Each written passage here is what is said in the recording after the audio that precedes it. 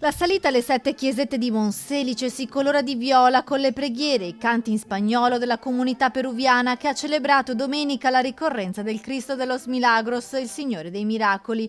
Un legame speciale, quello che unisce Lima con Monselice e che si rinnova ogni anno ad ottobre nella città della Rocca, dove la comunità peruviana organizza la tradizionale processione, quest'anno avvenuta in un luogo giubilare. Una grande partecipazione con peruviani arrivati da tutto il Veneto.